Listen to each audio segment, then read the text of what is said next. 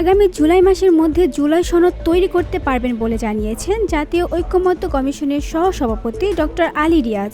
তিনি বলেছেন, জাতীয় ঐকমত্য কমিশন সংকল্পবদ্ধ যে আমরা জুলাই মাসের মধ্যে জাতীয় সনদ তৈরি করতে পারব।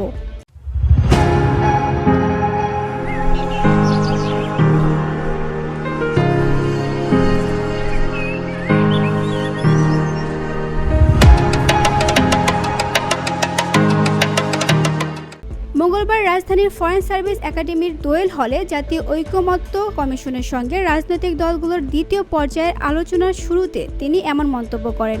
আলী রিয়াজ বলেন, হয়তো সব বিষয়ে সব রাজনৈতিক দল একমত হবে না, কিন্তু সবাইকে ছাড় দেওয়ার মনোভাব নিয়ে আলোচনা চালিয়ে যেতে হবে। ঈদের আগে ঐকমত্য কমিশনের দ্বিতীয় ধাপের আলোচনা শুরু হলেও মঙ্গলবার দেশের বিভিন্ন রাজনৈতিক দলের সঙ্গে মূল আলোচনা শুরু করে ঐকমত্য কমিশন। আলী রিয়াজ জানিয়েছেন, এখন থেকে টানা 3 দিন আলোচনা চলবে, এরপরেও আলোচনা অব্যাহত থাকবে।